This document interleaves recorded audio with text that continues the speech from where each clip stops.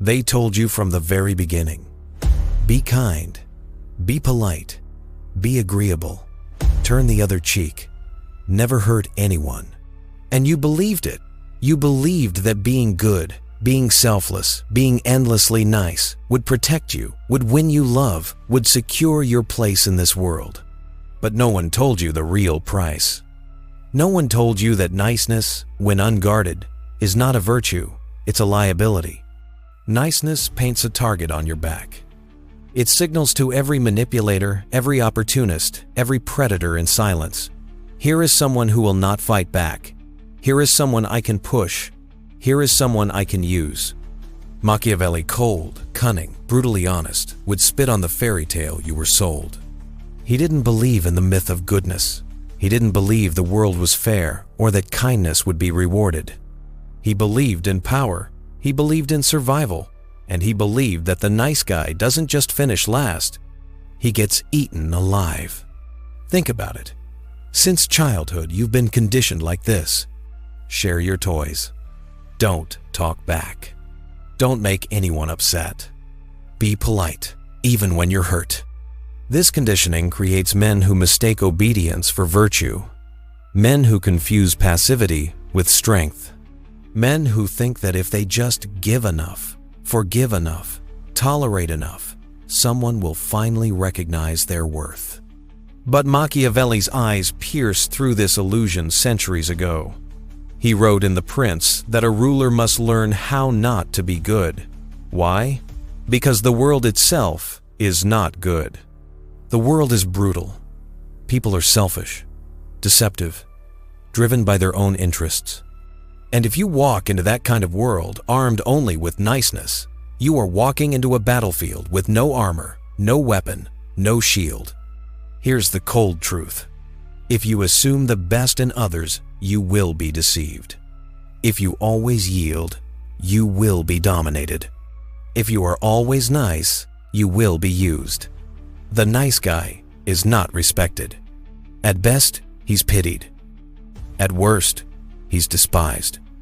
People see his endless kindness as weakness, his forgiveness as permission, his generosity as stupidity. Why? Because human beings don't respect what's free. They respect what costs them something. They respect what has boundaries. The ruthless rise to power because they are willing to say no. The assertive command attention because they draw lines and enforce them. The cold-hearted dominate because they don't apologize for existing. Meanwhile, the nice guy bends until he breaks. He gives until he is empty. He sacrifices until no one even notices his presence. Look around you. Who climbs the highest in business, politics, or relationships? It isn't the endlessly agreeable. It's the ones who know when to resist, when to refuse, when to play the predator instead of the prey. Life doesn't reward sacrifice. It doesn't keep score of how much you've given. It doesn't remember your kindness. It respects only strength. Machiavelli's doctrine was never about fairness. It was about advantage, about strategy, about survival.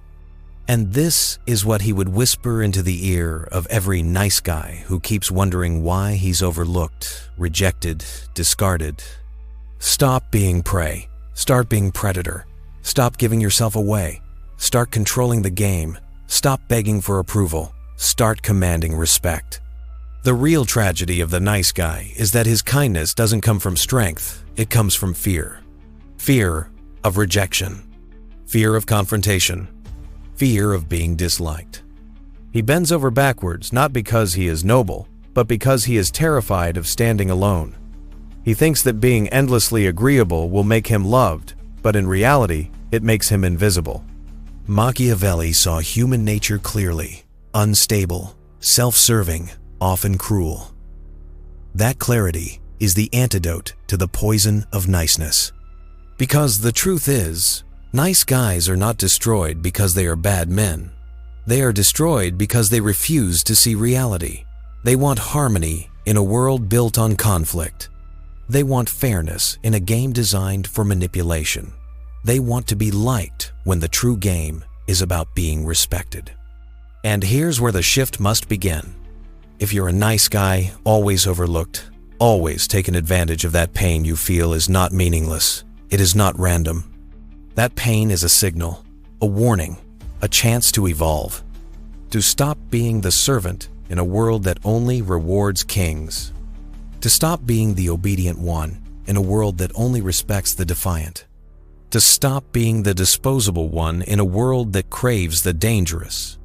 You don't have to become cruel. You don't have to destroy your soul, but you must guard it.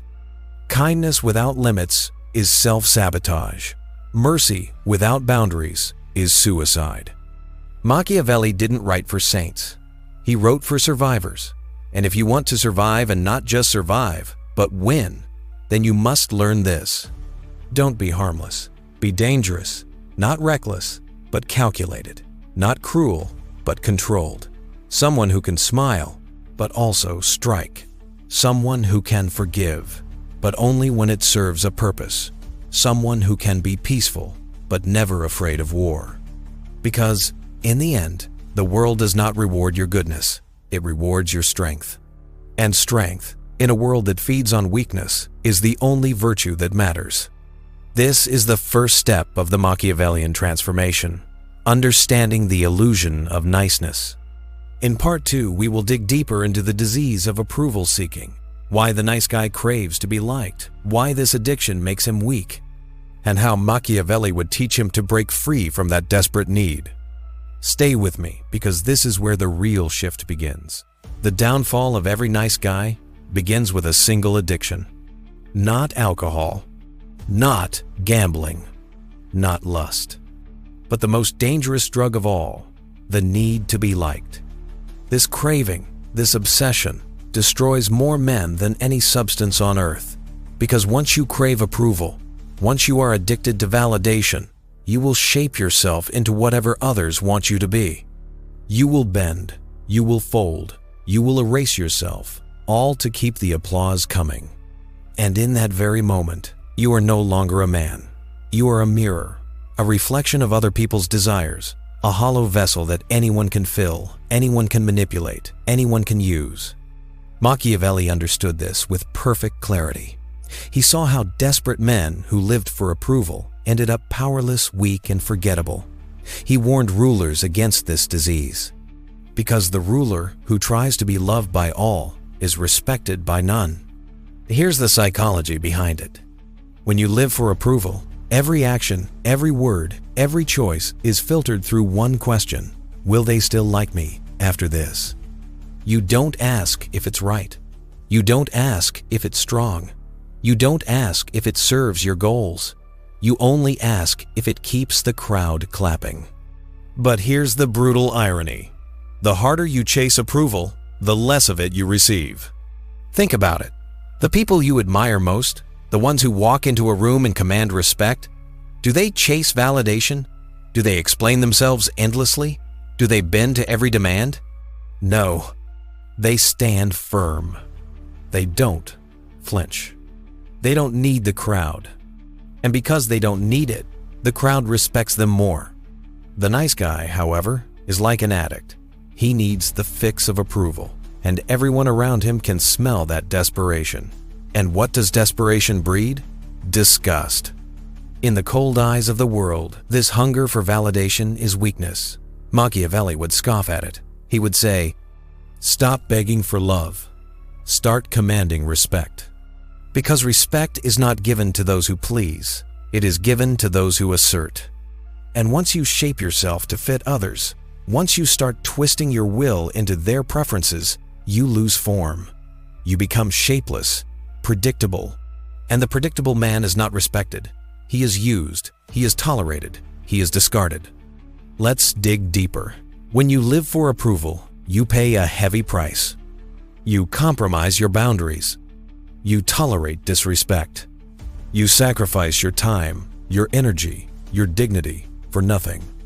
And here's the twist. No one even thanks you for it. Why? Because human beings are not wired to admire submission. They are wired to exploit it. If people learn they can push you, they will. If they learn you never say no, they will take more and more until nothing remains.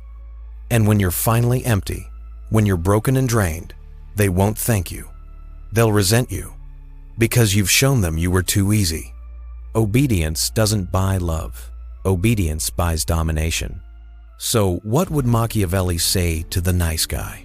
He would say, forget their love, forget their applause, forget their approval. If you must choose, choose fear, because fear is reliable. Fear endures. Fear respects boundaries that love will always cross.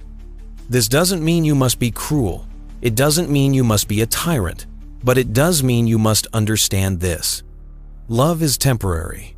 Approval is conditional.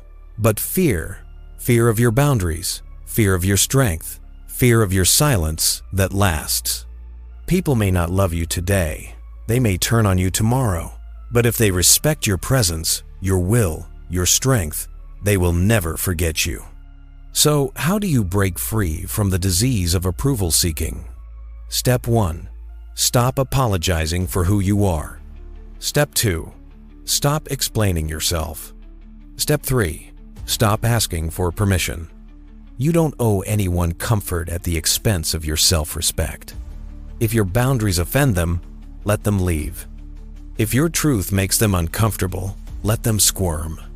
If your decisions disappoint them, let them talk. Because every time you bend, you shrink. Every time you chase, you lose ground. Every time you explain, you weaken the impact. The man who doesn't crave approval terrifies others. Why? Because they can't control him. They can't seduce him. They can't guilt-trip him. He moves in silence. He moves with purpose. He moves without the desperate need to be understood, and that makes him powerful. Think about the leaders, the bosses, the men in history who commanded respect. Were they endlessly nice? Were they desperately trying to be liked? No. They set boundaries. They were willing to be disliked. They stood firm when others wavered, and that firmness created fear, but it also created recognition. You don't have to be loved to be followed. You don't have to be liked to be respected. But you do have to stop being desperate. Here is Machiavelli's law for the nice guy who wants to escape approval seeking. Never crave applause. Crave discipline. Crave silence. Crave the strength to walk alone if necessary. When you stop needing others to like you, you become free. You become unpredictable. You become untouchable.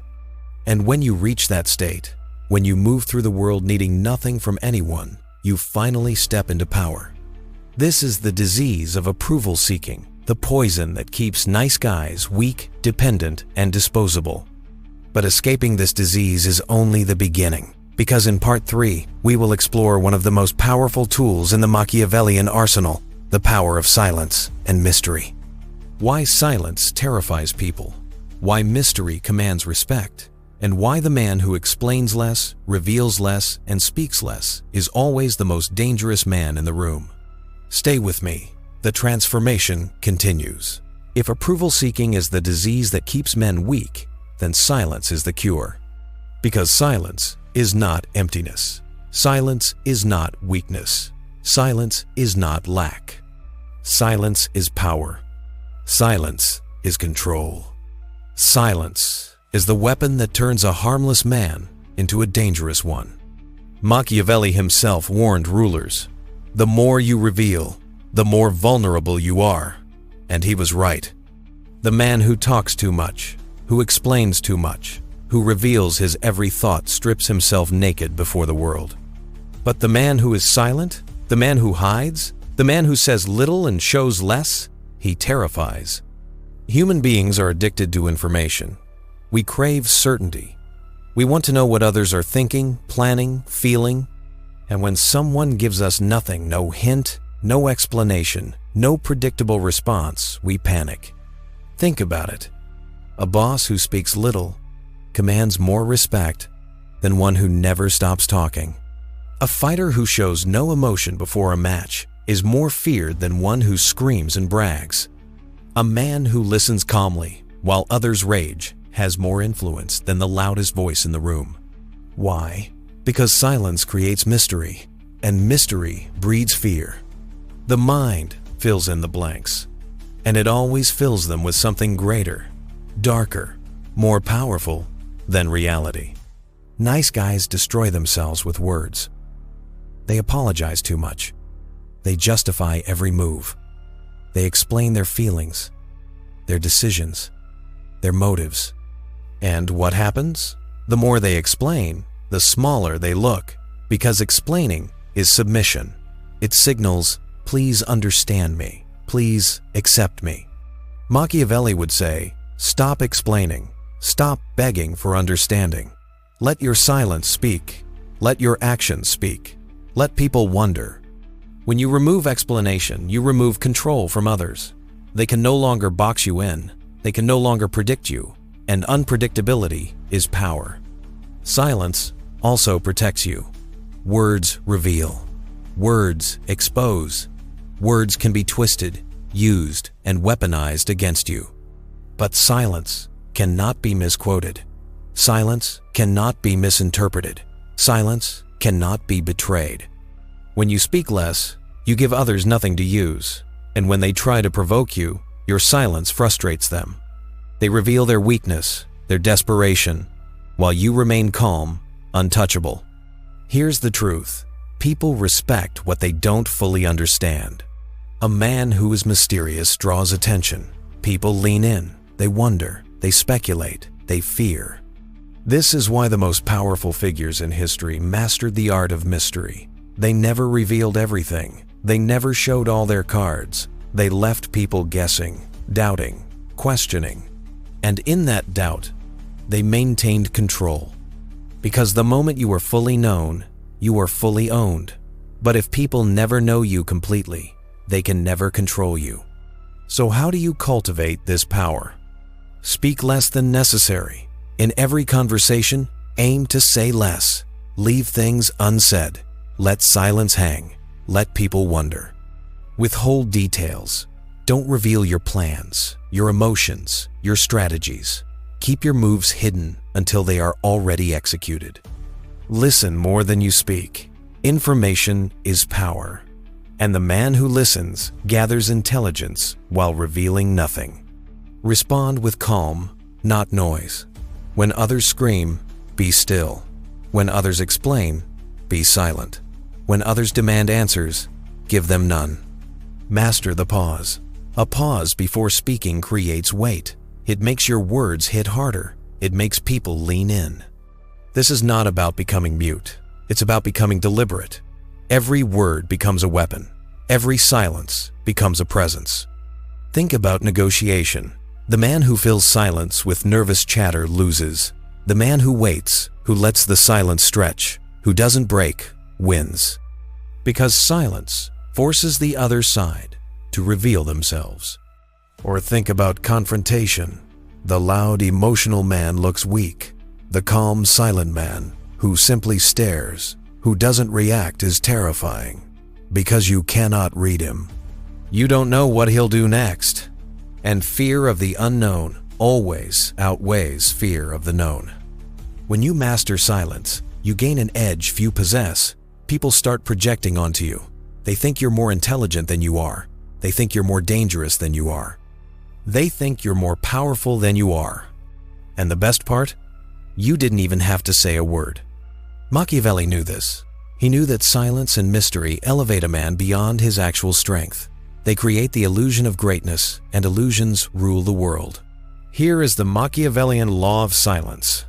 Speak little, reveal less, let others fear the gaps. Because the man who masters silence and mystery does not need to shout. He does not need to explain.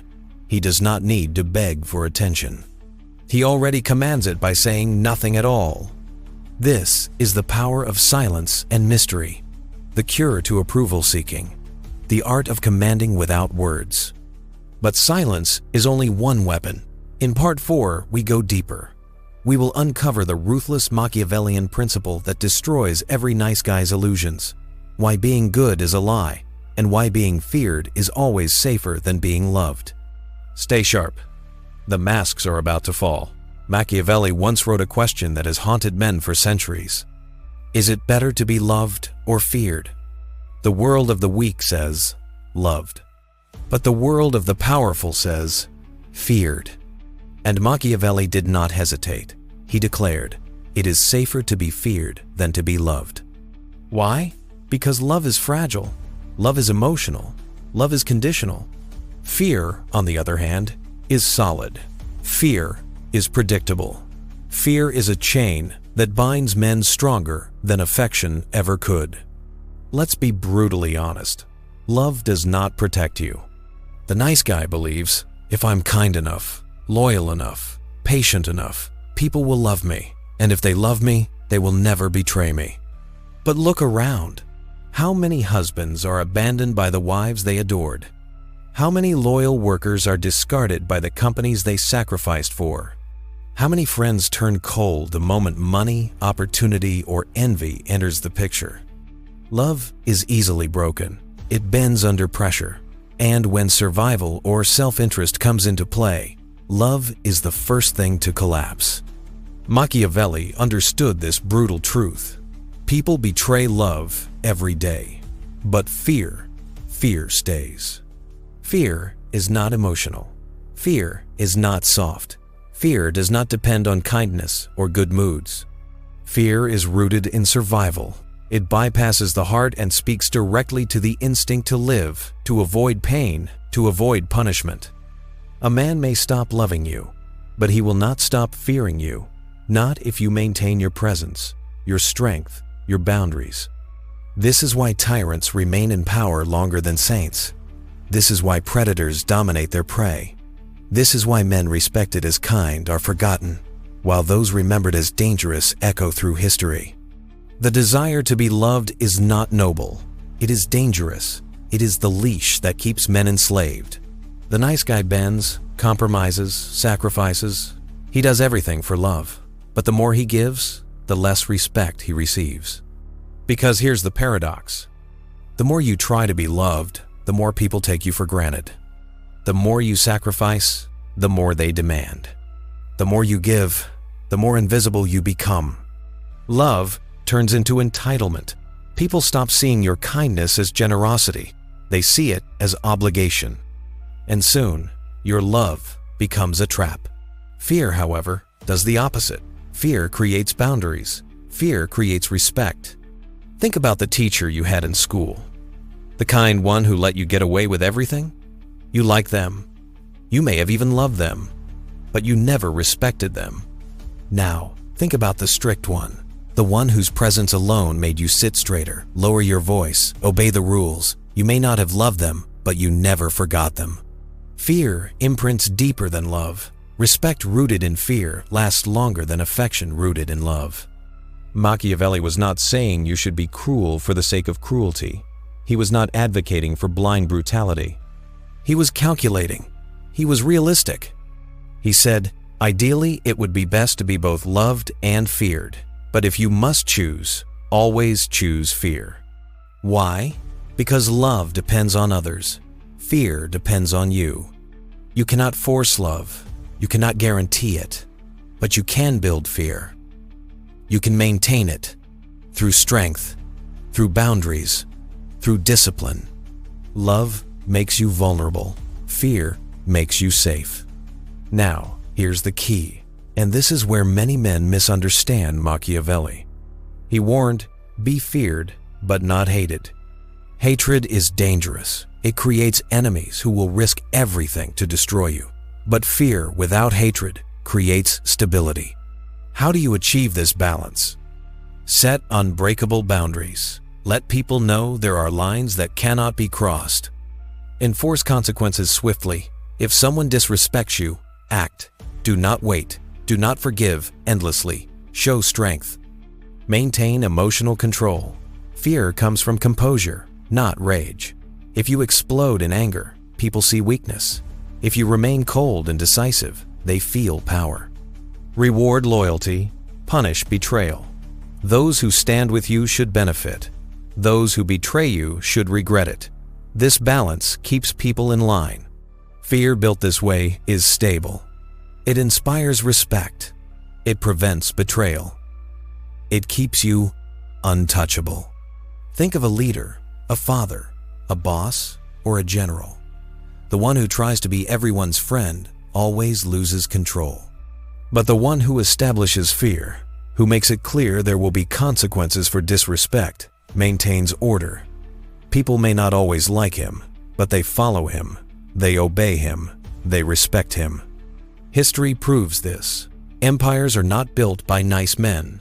They are built by rulers who chose fear over love. This is the Machiavellian law of fear. Love is soft. Love fades. Love betrays. Fear is solid. Fear endures. Fear protects. If you want to survive, if you want respect, if you want power, stop trying to be loved. Stop chasing affection. Be feared, not hated. Feared. Because in the ruthless game of life, love will not keep you safe, but fear will. This is the truth that every nice guy avoids. Being good is not enough. Being loved is not enough. Power belongs to those who are respected, and respect is born not from love but from fear. But what happens when manipulation enters the picture? When others begin to play games with your emotions to control you? In Part 5, we will uncover the brutal tactics manipulators use and how to turn their own weapons against them. Stay ruthless. The lessons grow darker. If you think people play fair, you've already lost. Because most do not fight with swords. They fight with guilt. They fight with shame. They fight with pity. They fight with your emotions. This is the game of the manipulator, turning your own heart into a weapon against you. And the sad truth, nice guys are their favorite victims. Manipulation is not random. It follows patterns. It always targets emotion, never logic. The manipulator asks, what does this man crave? What does he fear? What does he desperately want to protect? Once they find it, they press. If you crave approval, they give you flattery, then withdraw it until you obey. If you fear rejection, they threaten to leave, and suddenly you're begging. If you want to protect someone, they guilt you into sacrificing everything. Manipulation is the art of using your emotions as chains. Let's expose their arsenal. Guilt. They make you feel responsible for their suffering. If you loved me, you would. Look what you did to me. You bend under the weight of responsibility that isn't yours. Shame. They remind you of your mistakes, your flaws, your failures. They make you feel unworthy until you prove yourself to them. Pity. They play the victim. They exaggerate their pain. They use tears and weakness like knives. And you, being good, rush in to save them and lose yourself. Fear of loss. They threaten to leave, to take something away, to abandon you. And because you fear rejection, you compromise, you obey, you chase. Validation. They give approval like a drug. A compliment here, affection there, then silence. You chase the high, desperate for the next hit. This is the game, and most men never even realize they're being played. The nice guy is weak here. He cannot resist manipulation because his identity depends on emotion. He wants to be loved. He wants to be seen as good. He wants to be validated. And the manipulator sees this. They know exactly which strings to pull, and like a puppet, the nice guy dances. Machiavelli would say, "He who depends on others for his sense of worth has already surrendered." And that's the truth. The man ruled by emotion is not a man. He is prey. So, how do you protect yourself? How do you fight back? The answer is not to become cruel. The answer is to become untouchable. Detach from validation. Stop needing praise, approval, or affection to feel strong. If they give it, fine. If they don't, you remain the same. See the game. The moment guilt, shame, or pity is used, recognize it. Say to yourself, this is not real. This is manipulation. Awareness kills its power. Respond with silence. Do not defend yourself. Do not explain. Do not argue. Silence is a shield. they cannot pierce. Set boundaries. When they try to cross the line, enforce consequences. Walk away. Refuse to engage. Show them. Their tactics don't work on you. Flip the script. If necessary, turn their weapon back. The manipulator thrives on your emotion, but when you refuse to react, when you stay cold, they lose control. Imagine a partner who constantly guilt trips you. If you loved me, you'd do this. If you cared, you wouldn't hurt me. The nice guy defends himself, explains, apologizes. He falls deeper into the trap. But the Machiavellian man simply looks at them and says, nothing. Or he responds calmly, that's your opinion. And then he withdraws his energy. Suddenly, the manipulator has no grip. They rage, they cry, they twist, but none of it lands. They can't control him. And in that moment, the power shifts. When you detach, manipulators fear you. Why? Because their power is built on your emotion. If you don't react, they have nothing. You stop being prey. You become dangerous. You become untouchable. And here's the deeper truth. The manipulator is weak. They rely on tricks, illusions, emotional hooks. Strip those away, and they are nothing. But only the man who feels nothing, who controls himself, can strip them bare. Here is the Machiavellian law of emotional warfare. Manipulators do not fight fair. They use guilt, pity, shame, fear, and validation to enslave you. The nice guy falls. The untouchable man does not. Detach from validation. Recognize the game. Master silence. Enforce boundaries. Because once you stop reacting, you stop being controlled. And in that silence, manipulators reveal themselves for what they truly are, powerless. This is the manipulator's game, and the Machiavellian way to end it. But there is one final transformation. One final truth that seals the fate of the nice guy and forges the dangerous man. In Part 6, we will enter the coldest, most powerful mindset of all. Emotional detachment. The art of becoming untouchable. Stay sharp. The endgame is here. We have reached the end of the path. The approval-seeking nice guy has been stripped away. The chains of love, the traps of manipulation, the weakness of emotion, all exposed. Now it's time for the final transformation. The Machiavellian core. The one principle that separates the untouchable from the weak. Emotional detachment. The art of feeling nothing. The discipline of being unshaken. The power of being beyond control. Think of every way men are controlled. They fear rejection. They fear loneliness. They fear losing love, losing approval, losing belonging. Every chain is tied to an emotion. So what happens when you no longer fear those things? What happens when rejection doesn't move you? When loss doesn't break you? When loneliness doesn't scare you? You become free, truly free. Because a man who cannot be controlled emotionally cannot be controlled at all. Let's be clear. Detachment does not mean you feel nothing. It does not mean becoming a machine. It means you master your feelings. You no longer let them dictate your choices. You no longer let them enslave you. Anger may rise, but you control it. Sadness may whisper, but you silence it. Fear may knock, but you never open the door. This is not numbness. This is command. Command over yourself. Command over your life. Society tells you, you need love. You need connection. You need others to complete you. But Machiavelli would laugh. He would remind you, dependence is weakness. Need is slavery. The truth is brutal.